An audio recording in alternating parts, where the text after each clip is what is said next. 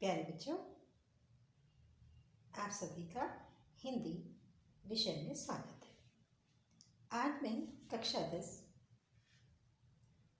के क्षितिज भाग 2 में पाठ बाल गोविंद भगत पढ़ाऊंगी, जिसके लेखक हैं रामवृक्ष बेनीपुरी जी। इसमें लेखक ने एक ऐसे चरित्र को उद्घाटित किया है जो अपने कर्म से सन्यासी है, न कि वह आडंबरों को अपना करके वो सन्यासी बना है। एक ऐसे चरित्र को उद्घाटित किया है उन्होंने जिसने गृहस्थ होते हुए भी उस साधु और सन्यासी का जीवन उसने बड़े ही सुंदरता से जिया, बड़े ही साफ सुथरे तरीके से जिया है। यह रचना रामवृक्ष बेनीपुरी जी की रेखा चित्र पर आधारित है।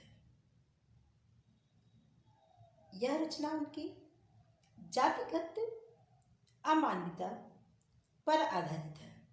साथ ही वो सन्यासी जो कि उस समय भी तमाम कुरीतियों को खंडन करके नई चीज़ों को प्रचलित करने की कोशिश करता रहा। साथ ही भक्ति में इस प्रकार से लगा रहा कि ईश्वर की प्राप्ति उसके लिए बहुत ही सरल और सहज मार्ग बन गई। एक समय ऐसा भी हुआ जब वो तमाम लोगों से बहुत ऊपर उठ गया। हम इस पाठ में बात करते हैं 60 वर्षीय बाल गोविंद भगत की, जो कि वेशभूषा से तो सन्यासी लगते थे, परंतु उनका जीवन पूरी तरह से गृहस्थ था। उनकी अपनी गृहस्थी थी, एक बेटा था, बेटी की शादी कर ली थी, तो साथ में उनके बहू भी थी। बहू बहुत ही सज्जन सुशील थी, जो कि बाल गोविंद को तमाम तरह के गृहस्थ की जिम्मेदारियों से पूरी तरह से आज़ाद कर रखा था। बाल गोविंद भगत अपने अपने विलक्षण भक्ति और संस्कारी साधु थे। उनकी वेशभूषा, सर पर कनपटी टोपी जो कि कबीर लगाते थे और कबीर को ही अपना आदर्श मानते थे।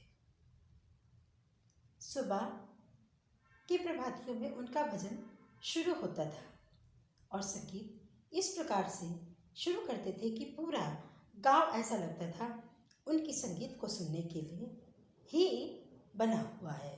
जैसे ही उनकी प्रभातियाँ शुरू होती थी, लोगों का जीवन सुधर जाता था। हर व्यक्ति अपने आप को धन्य समझता था। बाल गोविंद भगत सबसे बड़ा ही खरा व्यवहार रखते थे। किसी की चीज को बिना पूछे छूते भी नहीं थे, न ही व्यवहार में लाते थे। साथ ही जो भी खेती बाड़ी में उनके उगता था, उसे सबसे पहले दरबार में देते थे, साहिब के दरबार में पहुंचा देते थे। वहाँ से जो उन्हें प्राप्त प्रसाद होता था, उसी से वो पूरा साल की अपना जीवन यापन करते थे। प्रातःकालीन वो चाहे जो भी ऋतु हो, वो अपने समय से अपनी खंजड़ी को लेकर के और राम रटन यानी कि ईश्वर की भक्ति पे लग जाते थे। चाहे वो पूस हो या चाहे वो जेठ हो। पूस के दिनों में भी कड़ाके की ठंड में जब वो सुबह प्रभातियाँ गाने लगते थे, तो उनके सर पर पड़ी हुई वो कमरी नीचे खिसक जाती थी और वो इस प्रकार से भक्ति पर लीन हो जाते थे। लगता था कि जैसे पूरा समा ही जो है वो भक्तिमय हो चुका है। गर्मियों में भी वो इसी प्रकार से करते थे। जब खेती बाड़ी का काम करते थे तो वो अपने सुमधुर आवाज से इस प्रकार से भक्ति करते थे, भजन गाते थे कि समस्त वहाँ पर कार्य करने वाले वो ढोल इत्यादि लेकर के उनके भक्ति में खो जाते थे और वहाँ पर कर रहे हुए काम सभी उनके भजन को सुनते और बड़ी तेजी से जो है काम शुरू कर देते थे। ऐसा लगता था कि हर एक रोपनी में उनके संगीत का जादू है। ऐसा लगता था कि जैसे रोपनी नहीं, यहाँ पर बालियाँ झंकृत होती हैं। ऐसा लगता था खेतों में जब वो काम करते थे तो ऐसा लगता था कि जैसे प्रकृति भी उनके साथ संगीत में पूरी तरह से लिप्त हो गई है। बाल गोविंद भगत की देखभाल उनकी बहू करती थी। उनका बेटा जो थोड़ा सा मंद बुद्धि था, उसे वो बहुत ही ज़्यादा उसकी देखभाल करते थे। उनका मानना भी था कि जो कमज़ोर होता है उसको अलग से देखभाल की ज़रूरत होती है। इस प्रकार से वो अपने बेटे की बहुत ही देखभाल करते थे। कुछ समय बीमार रहने के बाद जब उसकी मृत्यु हो गई तो बाल गोविंद भगत दुखी नहीं हुए। वो उसकी शव को वहीं लिटा करके उस पर सफ़ेद कपड़ा डाल करके और भगवान का भजन करने लगे। जब लोगों ने वहाँ पर रोना पिटना शुरू हो गया, लोगों ने रोना पिटना शुरू किया, तब वो सबको समझाने लगे कि ये रोने पीटने का समय नहीं है, आत्मा परमात्मा से जा कर के मिल गई है।